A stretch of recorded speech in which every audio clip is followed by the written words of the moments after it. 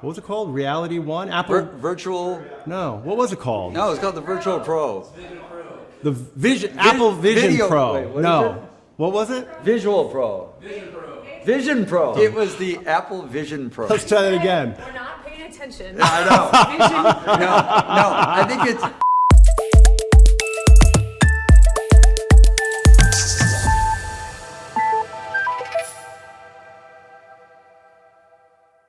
Hey, so I'm here with Peter Csathy, media pundit, advisor, and observer of all things in this space. We just watched the Apple keynote. Yeah. So what did you think? What did you think of the Vision Pro and Apple's announcement? And what I'm really interested in getting from you is how is this going to impact the media business? So I came in, as we discussed, with relatively low expectations. I'm generally skeptical of a mass market for the immersive VR, not spatial computing, but VR market. Generally skeptical. More positive on the enterprise space. I came out of it, I think, feeling relatively the same way. So nothing really changed in that sense. But I also feel that they knocked it out of the park in terms of what the product can do. The form factor is a tough one. It's beautiful, and just the power of it is truly amazing. The technology, it's like mind-boggling how much they've packed it with. But the form factor itself, until something comes down to more of like a glasses sort of everyday wearable sort of thing, I think that's going to be tough. Again, I think in the enterprise space, it is more practical, perhaps. But I also did in the consumer space, I think that there are certain use cases that really open my eyes, such as, I'll give you a couple of examples. I can imagine being on an airplane. They had an example of being on an airplane and you have noise all around you and you have an opportunity. Now you don't have to just watch a movie on your phone or on your iPad, but you can actually be immersed in it when people around you are buzzing and babies are screaming. I love that. Yeah. Another example that I thought was really cool was, I think they called it video, what was it when they had, you're able to take a three-dimensional... Yeah, the spatial video. Like you can actually take spatial photogrammetry, video and photography. Yeah, so I'm a huge like nostalgia guy, and with my kids and looking back in time at how they were. And the idea as a parent to be able to actually capture the moment spatially and relive it so you're immersed in it again, that to me is a hidden gem. So I love that. Somebody who I was talking to, one of the, an expert here in the whole VR space, immersive space, they said that this feels like not the Tesla Model 3 moment, but the Tesla Roadster moment. And I think that's a great way to characterize it, that it puts VR on the map in a way that it wasn't before, I think, as Apple almost always does.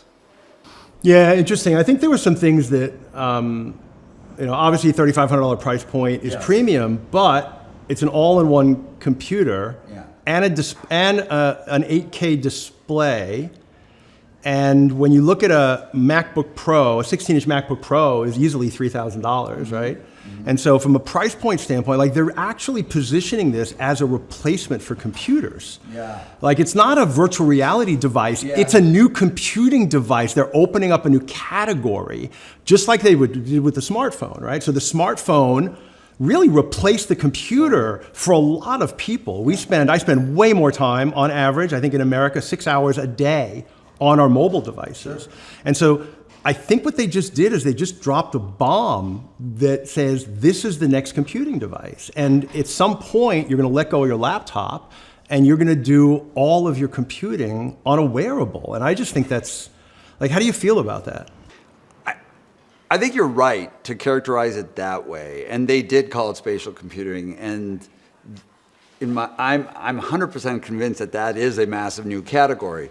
This is just the beginning with the form factor. So I guess I'm even still focused on it as being representing virtual reality or immersive technology or something along those lines. They didn't I don't think they said virtual reality once. Which is really smart, because spatial computing, like you said, it's a whole new category. It's a whole new way of computing. And this is just the beginning, the first bomb that's been dropped on it. So I think you're right about that. And I like, again, the Tesla Roadster analogy. It's the Model 3.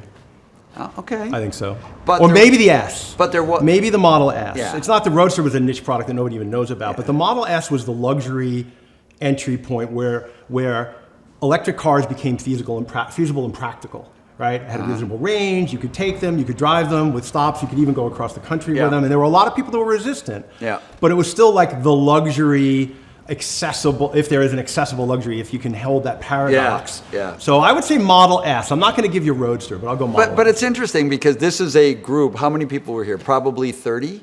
30 experts when it comes to immersive spatial computing, immersive technology. And there was an audible gasp among these experts at the price point. An audible gasp. So people were... That's because they're still thinking about it as a VR headset, not a computing platform. Well, the power justifies the price, definitely.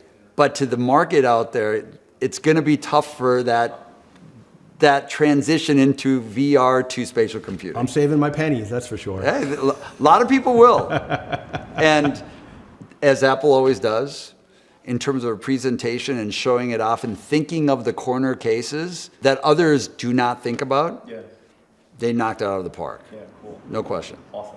Peter Csathy, thanks, man. Great to be here. Thanks, Bob.